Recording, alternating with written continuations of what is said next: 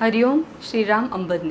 मी Manisha विलाराव, Dombivli east उपासना केंद्र. जवळजवळ बापूंकडे मी 1997पासून आहे आणि बापूंनी मला अजूनपर्यंत त्यांच्याचकडे ठेवलं आणि अजून शेवटपर्यंत मी त्यांच्या चरणी राहावं अशी माझी पण इच्छा आहे.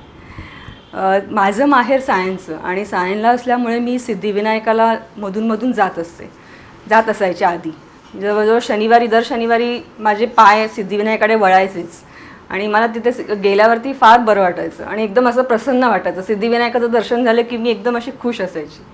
मग जसं लग्न झालं तशी मी डोंबिवलीला आली. मग डोंबिवलीला आल्यावरती मला सिद्धिविनायकाला जाणं जसं लांब पडलं आणि त्यामुळे मला तसं तिकडं जाणं फार कमी व्हायला लागलं. मनामध्ये असं एक राहायचं की अजून म्हणजे मी जात नाही सिद्धिविनायकाला, मला दर्शन मिळत नाही, मी का जात नाही. पण मग कधीकधी मी जमवून घ्यायची, पण कधीकधी ते जमत पण नव्हतं. मग एकदा असंच मला सासूबाई मला म्हणाल्या की मला सिद्धिविनायकाला जायचं आहे. तर मी पण त्यांना म्हटलं की जाऊया आपण, काय होतं, एक दिवस मी तुम्हाला घेऊन जाईन म्हणून. आणि मी तो दिवस निवडला. तो 1 जानेवारीचा दिवस होता आणि 1 जानेवारीच्या दिवशी ॲक्च्युली मला स्ट्राईक झालं नाही की सिद्धिविनायकाला किंवा महालक्ष्मीला वगैरे भयंकर गर्दी असते. आणि मी माझ्या सासूबाईंना घेऊन सिद्धिविनायकाला गेली. सिद्धिविनायकाला गेल्यावरती मी बघितलं की तिकडे प्रचंड मोठी लाईन होती आणि मी विचार करत होती की आता माझ्या सासूबाईंना काय उभं राहण्याचा काय तेवढा स्टॅमिना नाही आहे, तर मग कसं हिला दर्शन मिळेल, तिला पण दर्शन नाही मिळणार आणि मला पण दर्शन नाही मिळणार की काय, असं म्हणून मी विचार करत होती. आणि बापूंना मी सांगितलं की बापू आता तुम्ही आम्हाला कसंही करून दर्शन द्या. बस शेवटी जेव्हा लाईन बघितली होती सासूबाई मला म्हणाल्या की एवढ्या मोठ्या लाईनीमधनं आपल्याला कसं मिळेल दर्शन. मी म्हटलं बघूया काहीतरी असेल म्हणून. तर मला तिथल्या लोकांनी सांगितलं की एक कॉमन दर्शनची पण व्यवस्था आहे, म्हणजे सिद्धिविनायकाच्या पहिल्या फ्लोअरवर गेलं की तुम्हाला कॉमन दर्शन मिळेल, म्हणजे लांबून मिळेल पण मिळेल, दर्शन होईल गणपतीचं. मी म्हटलं बरं. आणि मी माझ्या सासूबाईंना घेऊन फर्स्ट फ्लोअरवरती सिद्धिविनायकाचं जिकडून लांबून तुम्हाला दर्शन मिळतं कॉमन, तिकडे मी त्यांना घेऊन गेली आणि तिथून मी त्यांना दर्शन सांगितलं तुम्ही इथून दर्शन घ्या म्हणून. आणि मी पण घेतलं आणि त्यांनी पण घेतलं दर्शन सिद्धिविनायकाचं. ते पण मला कसं ते मनामध्ये ना ती एक रुखरुख होती की मला जवळून सिद्धिविनायकाचं दर्शन मिळालं नाही. आणि म्हणून म्हटलं की जाऊन जशी इच्छा बापूंची तशी आपण दर्शन तरी मिळालं आपल्याला. मग त्या ह्याच्यावरनं आम्ही मागे परतल्यावरती त्या गर्दीमधनं आम्ही जसे मागे परतलो, जेव्हा आम्ही बाहेर आलो देवळातनं, तेव्हा मला कळलं की माझी पर्स कुठेतरी पडली आहे आणि त्या पर्समध्ये पैसे पण होते. परत जाण्यासाठी पण माझ्याकडे पैसे होते, परत जाण्याचं रिटर्न तिकीट होतं, सगळं होतं. तर मी माझ्या सासूबाईंना सांगितलं की माझी पर्स तिकडे पडली आहे. तर माझ्या सासूबाई म्हणाले की आता ते जाऊन दे, पर्स तू शोधायला आत कुठे जाणार, तिकडे खूप गर्दी आणि तुला काही मिळणार नाही. मी म्हटलं नाही, असं मी नाही करू शकत, कारण बापूंनीच सांगितलेलं आहे की आपल्याला तुम्ही प्रयत्न करा पुढे, मग मी तुम्हाला जे द्यायचं आहे ते मी देईन, पण प्रयत्न करायला तुम्ही एक पाऊल तरी पुढे घ्यायलाच पाहिजे. तर मी पण तेच विचार केला की आपण प्रयत्न करूया, जे काय आहे ते बापू बघून घेतील.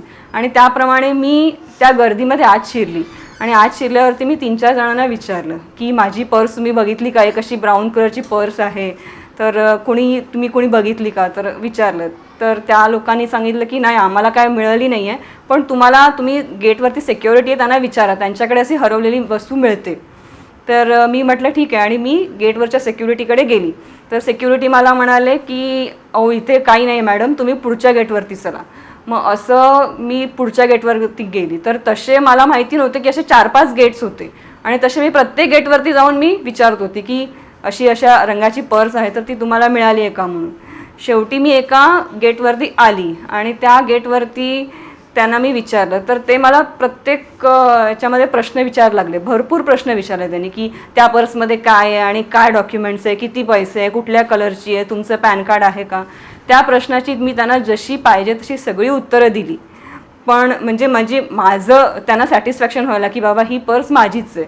आणि असं केल्यावरती त्यांनी मला सांगितलं की ही बघा ही तुमची पर्स आहे का. तर ती पर्स त्यांनी मला दाखवली आणि ती पर्स बघितल्यावरती मी खुश झाली, कारण ती पर्स माझीच होती. ती मिळाल्यावरती मी त्यांना म्हणाली की हो ही माझीच पर्स आहे म्हणून आणि थँक्यू वगैरे म्हटलं आणि मी निघत होती. पण निघताना मला एकदम अचानक स्ट्राईक झालं की मी ज्या गेटवरती आली आहे त्या गेटकडून सरळ गणपतीचं दर्शन होतं आहे. तर मी सिक्युरिटीला जरा मी असं धीर करूनच विचारलं की मी जर इथे आलीच आहे तर मी आतमध्ये जाऊ का दर्शनाला. तर सिक्युरिटी मला असं विचार करतच मला म्हणाले की चला आतमध्ये किती जण आहेत. मी म्हटलं मी एकटीच आहे म्हणून, माझी सासूबाई बाहेर थांबली होती. तर मी म्हणाली मी एकटीच आहे, तर चला म्हणून आतमध्ये. आणि मी आतमध्ये गेले आणि मी सरळ म्हणजे गणपतीकडे उभी, म्हणजे देवाऱ्याच्या बाहेरच उभी होती, पण गणपतीच्या आजूबाजूला कोणी नव्हतं, एक पुजारी होते आणि मी एकटी उभी होती. म्हणजे तेव्हा माझ्या मनात विचार होता की बापूंनी मला किती सोपं सगळं करून दिलं, की बाहेर एवढी प्रचंड गर्दी आहे लोकांची ज्यांना अजून दर्शन मिळालेलं नाही, आणि मला बापूंनी म्हणजे मनातली माझी इच्छा कशी त्यांनी सहजरित्या पूर्ण केली. एकतर एवढी प्रचंड गर्दी होती. मी म्हटलं की माझ्या मनात जी रुखरुख लागलेली की मला समोरून बापू गणपतीचं दर्शन झालं नाही आहे, तर ते मला त्यांनी सहजरित्या करून दिलं. आणि वरून माझी पर्स जी हरवलेली ती पण मला मिळून दिली. पण मग नंतर कळलं मला की माझी पर्स जाणं हे फक्त निमित्त होतं. शेवटी ती बापूंची इच्छा होती की माझ्या लेकीची ही इच्छा आहे, तर ती तर कसंही पूर्ण करत होते. आणि बापू असंच करतात की आपल्या मनातलं जे आहे ते त्यांना बरोबर कळतं आणि मग ते योग्य वेळी ते पूर्ण करतातच. हरिओम श्रीराम अंबज्ञ.